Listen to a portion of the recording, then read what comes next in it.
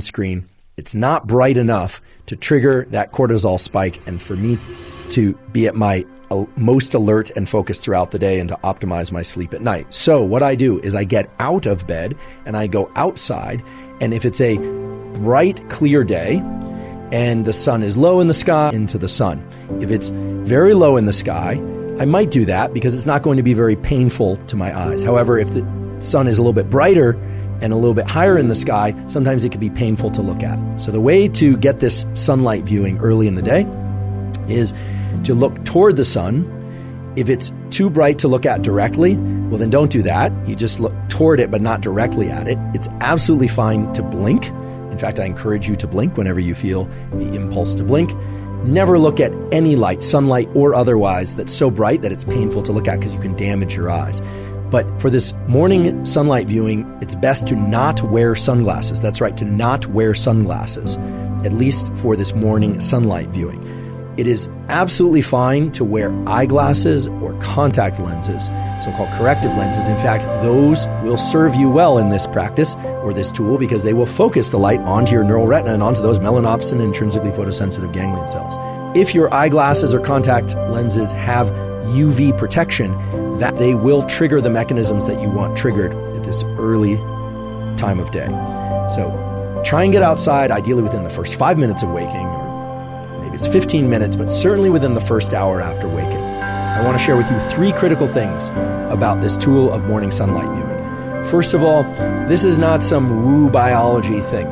This is grounded in the core of our physiology. There are literally hundreds, if not thousands, of quality peer-reviewed papers showing that light viewing early in the day is the most powerful stimulus for wakefulness throughout the day, and it has a powerful positive impact on your ability to fall and stay asleep at night. So this is really the foundational power tool for ensuring a great night's sleep and for feeling more awake during the day. Second of all, if you wake up before the sun is out, you can and probably should flip on artificial lights in your internal home environment or apartment or wherever you happen to live if your goal is to be awake. Right? If you wake up at 4 in the morning and you need to be awake, well then turn on artificial lights. Once the sun is out, however, once the sun has risen, then you still want to get outside and view sunlight. Some of you will wake up before the sun comes out, and if you're asking whether or not turning on artificial lights can replace sunlight at those hours, unfortunately, the answer is no.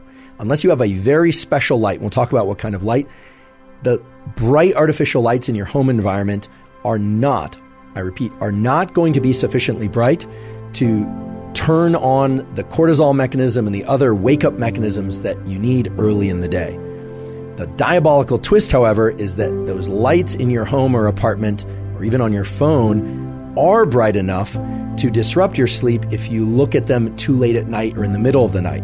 So there's this asymmetry in our retinal, our eye biology, and in our brain's biology, whereby early in the day, right around waking, you need a lot of light, a lot of photons, a lot of light energy. And artificial lights generally just won't accomplish what you need them to accomplish. But at night, even a little bit of artificial light can really mess up your so-called circadian, your 24-hour clocks, and all these mechanisms that we're talking about. So if you wake up before the sun is out and it's still dark, please turn on as many bright artificial lights as you possibly can or need, but then get outside once the sun is out. On cloudy days, you especially need to get outside. I repeat, on cloudy days, overcast days, you especially need to get outside and get sunlight. You just need to get more of it. Now, how much light and how much light viewing do you need? This is going to vary depending on person and place, literally where you live on Earth, whether or not there's a lot of tree cover, whether or not you're somebody who has sensitive eyes or less sensitive eyes. It's really impossible for me to give an absolute prescriptive, but we can give some general guidelines. In general, on a clear day, meaning no cloud cover or minimal cloud cover, you want to get this sunlight exposure to your eyes for about 5 minutes or so. It could be 3 minutes one day, it could be 7 minutes the next day, about 5 minutes. On a day where there's cloud cover, so the sun is just peeking through the clouds or it's more dense cloud cover, you want to get about 10 minutes of sunlight exposure to your eyes early in the day. And on days that are really densely overcast or maybe even a rainy, you're going to want to get as much as 20 or 30 minutes of sunlight exposure.